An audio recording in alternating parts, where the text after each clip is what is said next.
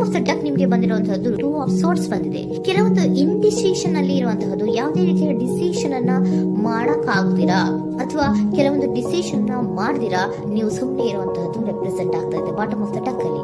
ನಿಮ್ಮ love life ನ ವಿಚಾರದಲ್ಲಿ ರೀಸೆಂಟ್ ಪಾಸ್ಟ್ ನಲ್ಲಿ ಕೆಲವೊಂದು ರೀತಿಯ ಎಂಡಿಂಗ್ ಗಳಾಗಿರುವಂತಹದ್ದು, ಲವ್ ಲೈಫ್ ನ ವಿಚಾರದಲ್ಲಿ ಕೆಲವೊಂದು ರೀತಿಯ ಡಿಸ್ಟರ್ಬೆನ್ಸ್ ಗಳಾಗಿರುವಂತಹದ್ದು, ಅವ್ಯವಸ್ಥೆಗಳಾಗಿರುವಂತಹದ್ದು, ಸಮಾಧಾನ ಇಲ್ಲದೆ ಇರುವಂತಹದ್ದು ರೆಪ್ರೆಸೆಂಟ್ ಆಗ್ತಾ ಇದೆ.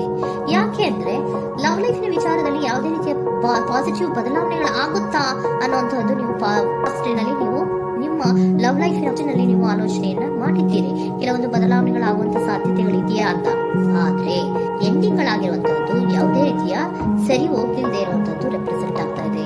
ತುಂಬಾ ಆಲೋಚನೆಯನ್ನ ಮಾಡಿರುವಂತಹದ್ದು ನಿಮ್ಮ ಲವ್ ಲೈಫಿನ ವಿಚಾರವಾಗಿ ನಿದ್ರಾಹೀನತೆಗಳಾಗಿದೆ, ಕೆಲವೊಂದು ರೀತಿಯ ಸ್ಟ್ರೆಸ್ ಗೆ ಒಳಗಾಗಿರುವಂತಹದ್ದು ನಿಮ್ಮ ರೀಸೆಂಟ್ ಪಾಸ್ಟ್ ನಲ್ಲಿ ನಡೆದಿರುವಂತಹದ್ದು. ಲವ್ ಲೈಫಿನ ವಿಚಾರವಾಗಿ ಯಾವುದೇ ರೀತಿಯ ಅಂತ ಸಮಾಧಾನದ ಏನು ನಿಮಗೆ ನಡೆದಿಲ್ಲ. ಆ ಕಾರಣಕ್ಕೆ ನಿಮಗೆ ಕೆಲವೊಂದು ವಿಚಾರಗಳನ್ನ ಡಿಸಿಷನ್ ತಗೊಳ್ಳುವಂತಹದ್ದು, ಡಿಸೈಡ್ ಅನ್ನ ಮಾಡುವಂತಹದ್ದು ನಿಮಗೆ ಕಷ್ಟ ಆಗ್ತದೆ. ನೀವು ಪ್ರೆಸೆಂಟ್ ಸಿಚುವೇಶನ್ ಅಲ್ಲಿ ಬರುವಂತಹ ಆಫರ್ ಗಳನ್ನ ನೀವು ಏನ್ ಮಾಡ್ತಾ ಇದ್ದೀರಾ ಅಂದ್ರೆ ರಿಜೆಕ್ಟ್ ಮಾಡ್ತಾ ಇದ್ದೀರಾ ಅಥವಾ ಮಿಸ್ ಮಾಡ್ಕೋತಾ ಇದ್ದೀರಾ. ಕೆಲವೊಂದು ಆಪರ್ಚುನಿಟೀಸ್ ಗಳು ಬಂದರೂ ಕೂಡ ಅದರ ಬಗ್ಗೆ ನೀವು ಕರೆಕ್ಟ್ ಆಗಿ ಗಮನವನ್ನ ಕೊಡ್ತಾ ಇಲ್ಲ. ಯಾಕೆ ಕೊಡ್ತಾ ಇಲ್ಲ? ನಿಮ್ಗೆ ಗೊತ್ತಾಗ್ತಿಲ್ಲ ಏನ್ ಮಾಡ್ಬೇಕು. ಅದಕ್ಕೋಸ್ಕರ ನೀವ್ ಏನ್ ಮಾಡ್ತಿದ್ದೀರಾ, ಎಂಡಿಂಗ್ ಆದಂತಹ ಆಫರ್ಗಳಿರ್ಬೋದು ಅಥವಾ ಬೇರೆ ಯಾವುದೇ ಆಫರ್ಗಳಿರ್ಬೋದು ಬಂದ್ರೆ ಅದನ್ನ ನೀವು ಗಮನನೇ ಕೊಡದೇ ಇರುವಂತಹದ್ದು. ಯಾವುದೋ ಕೆಲವು ವಿಚಾರ ನಿಮ್ಮ ಲವ್ ಲೈಫಿನ ವಿಚಾರವಾಗಿ ಕೆಲವೊಂದು ರೀತಿಯ ಮತ್ತಷ್ಟು ಮುಖದ ಅಂದ್ರೆ ರಿವ್ಯಾಲ್ಯೂಯೇಷನ್ ಅನ್ನ ಮಾಡ್ತಾ ಇರುವಂತಹದ್ದು ರಿಪ್ರೆಸೆಂಟ್ ಆಗ್ತದೆ. ಪ್ರೆಸೆಂಟ್ ಅಲ್ಲಿ ನಾನು ಯಾವುದೇ ಆಫರ್ ನ ತಗೊಳ್ಳುವಂತ ಸ್ಥಿತಿಯಲ್ಲಿಲ್ಲ ಅನ್ನುವಂತ ರೀತಿಯಲ್ಲಿ ನೀವು ಆಫರ್ ಗಳನ್ನ ಮಿಸ್ ಮಾಡ್ಕೊಳ್ಳುವಂತಹದ್ದು ಅಥವಾ ರಿಜೆಕ್ಟ್ ಮಾಡುವಂತಹದ್ದು ರೆಪ್ರೆಸೆಂಟ್ ಆಗ್ತಾ ಇದೆ.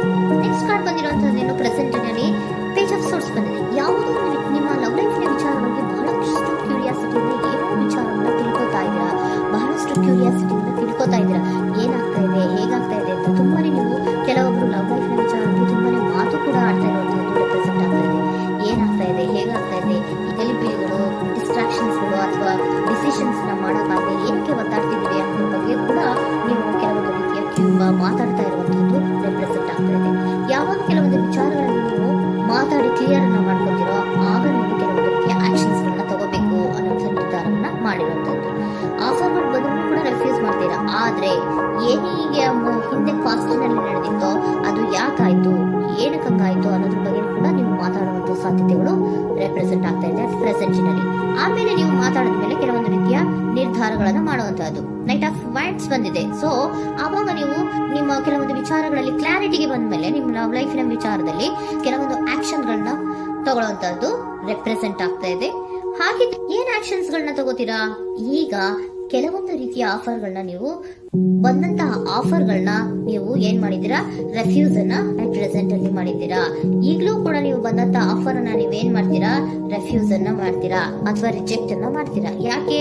ಸೆಕೆಂಡ್ ಕಾರ್ಡ್ ನಿಮ್ಗೆ ಇಮಿಡಿಯೇಟ್ ಫ್ಯೂಚರ್ ನಲ್ಲಿ ಸೆಕೆಂಡ್ ಕಾರ್ಡ್ ಬಂದಿರೋದು ಯಾವುದು, ಹಾರ್ಮೆಟ್ ಕಾರ್ಡ್ ಬಂದಿದೆ. ಸೊ ಲೋನ್ಲಿನೆಸ್ ಅನ್ನ ರೆಪ್ರೆಸೆಂಟ್ ಮಾಡುತ್ತೆ. ಯಾಕೆ ಲೋನ್ಲಿನೆಸ್ ಅನ್ನ ರೆಪ್ರೆಸೆಂಟ್ ಮಾಡುತ್ತೆ? ಬೇಡಪ್ಪ, ಈ ಜಗ್ಲಿಂಗ್ ಗಳೇ ಬೇಡ. ತುಂಬಾ ಜಗ್ಲಿಂಗ್ ಇದೆ ನಿಮ್ಮ ಲವ್ ಲೈಫಿನ ವಿಚಾರದಲ್ಲಿ. ಕೆಲವೊಬ್ಬರಿಗೆ ತುಂಬಾ ಜಗ್ಲಿಂಗ್ ಇದೆ. ಯಾವಾಗ್ಲೂ ಬ್ಯಾಲೆನ್ಸ್ ನ ಮಾಡ್ತಾ ಇರ್ಬೇಕು. ಈ ಕಡೆಗೆ ಹೇಳಿದ್ರೆ ಆ ಕಡೆಗೆ ಹೋಗುತ್ತೆ, ಆ ಕಡೆಗೆ ಹೇಳಿದ್ರೆ ಈ ಕಡೆಗೆ ಬರುತ್ತೆ. ಯಾವ ಕಡೆ ಅಂತ ಮಾಡೋದು ಅನ್ನುವಂತಹ ಆಲೋಚನೆಯನ್ನ ಮಾಡ್ತಾ ಇರುವಂತದ್ದು. ಸದ್ಯಕ್ಕೆ ಯಾವುದೇ ಆಫರ್ ಬೇಡ, ಸ್ವಲ್ಪ ಒಂಟಿಯಾಗಿರೋಣ ಅಂತ ನೀವು ಆಲೋಚನೆಯನ್ನ ಮಾಡ್ತಾ ಇರುವಂತದ್ದು ರೆಪ್ರೆಸೆಂಟ್ ಆಗ್ತಾ ಇದೆ. ಮತ್ತೆ ಕೆಲವೊಬ್ಬರಿಗೆ ಕೆಲವೊಂದು ರೀತಿಯ ಕ್ಯೂರಿಯಾಸಿಟಿಯಿಂದ ಏನಾಗ್ತಾ ಇದೆ ಅಂತ ವಿಷಯಗಳನ್ನ ತಿಳ್ಕೊಂಡ್ಮೇಲೆ ಕೆಲವೊಂದು ಆಕ್ಷನ್ಸ್ ಗಳನ್ನ ತಗೊಳ್ಳುವಂತದ್ದು ಕೂಡ ರೆಪ್ರೆಸೆಂಟ್ ಆಗ್ತಾ ಇದೆ. ಯಾವುದೇ ರೀತಿಯ ಭಯ ಇಲ್ಲದೆ ವಿಷಯಗಳನ್ನ ತಿಳ್ಕೊಂಡು ನೀವು ಆಫರ್ ಗಳನ್ನ ಅಟ್ ಪ್ರೆಸೆಂಟ್ ಅಲ್ಲಿ ರೆಫ್ಯೂಸ್ ಮಾಡೋ ಸಾಧ್ಯತೆಗಳು ಕೂಡ ಕೆಲವೊಬ್ಬರಿಗೆ ರೆಪ್ರೆಸೆಂಟ್ ಆಗ್ತದೆ. ಯಾಕೆ ಆಫರ್ ಗಳನ್ನ ರೆಫ್ಯೂಸ್ ಮಾಡ್ತೀರಾ? ನಿಮ್ಮ ಲವ್ ಲೈಫಿನ ವಿಚಾರದಲ್ಲಿ ಬರೀ ಜಗ್ಲಿಂಗ್, ತುಂಬಾ ಬ್ಯಾಲೆನ್ಸ್ ಅನ್ನ ಮಾಡ್ಬೇಕು. ಯಾವ ಕಡೆ ಮಾಡ್ಬೇಕು, ಹೇಗ್ ಮಾಡ್ಬೇಕು ಗೊತ್ತಾಗದೇ ಇಲ್ಲ. ನೀವೇನ್ ಮಾಡ್ತೀರಾ, ಸ್ವಲ್ಪ ದಿನದ ಮಟ್ಟಿಗೆ ನಾನು ಲೋನ್ಲಿ ಆಗಿರ್ಬೇಕು ಅನ್ನೋದನ್ನ ಇಲ್ಲಿ ನಿಮ್ಗೆ ಲವ್ ಲೈಫಿನ ವಿಚಾರವಾಗಿ ರೆಪ್ರೆಸೆಂಟ್ ಆಗ್ತಾ ಇದೆ. ಈ ಎಲ್ಲಾ ಕನ್ಫ್ಯೂಷನ್ಸ್ ಇರೋದ್ರಿಂದಲೇ ನಿಮ್ಗೆ ಬಾಟಮ್ ಆಫ್ ದ ಡಕ್ ಬಂದಿರುವಂತದ್ದು, 2 ಆಫ್ ಸೋರ್ಟ್ಸ್ ಬಂದಿರುವಂತದ್ದು. ಸೊ ಇಂಡಿಸಿಷನ್ ಆಗ್ತಿರೋಂಥದ್ದು, ಏನ್ ಮಾಡ್ಬೇಕು ಗೊತ್ತಾಗಲ್ಲ. ಅದಕ್ಕೆ ನೀವು ಕುತ್ಕೊಂಡ್ಬಿಟ್ಟಿದ್ದೀರಾ, ನನ್ನ ಲವ್ ಲೈಫಿನ ವಿಚಾರವಾಗಿ ಯಾವ ನಿರ್ಧಾರವನ್ನ ಮಾಡ್ಬೇಕು ಅನ್ನುವಂತಹ ಆಲೋಚನೆಯನ್ನ ಮಾಡ್ತಾ ಇರುವಂತದ್ದು, ಹಾಗೇನೆ ಮಾಡುವಂತದ್ದು ನಿಮ್ಗೆ ರೆಪ್ರೆಸೆಂಟ್ ಆಗ್ತದೆ. ಕೆಲವೊಬ್ರು ರೆಫ್ಯೂಸ್ ಅನ್ನ ಮಾಡಿ ಮುಂದೆ ಹೋಗುವಂತಹ ಸಾಧ್ಯತೆಗಳು ಇರುವಂತಹದ್ದು. ಮತ್ತೆ ಕೆಲವೊಬ್ರು ಆಫರ್ಗಳನ್ನು ಬರುವಂತದನ್ನ ಬ್ಯಾಲೆನ್ಸ್ ಅನ್ನ ಮಾಡಬೇಕು, ಜಗಳಿಗಳನ್ನ ಮಾಡಬೇಕು, ಸದ್ಯದ ಮಟ್ಟಿಗೆ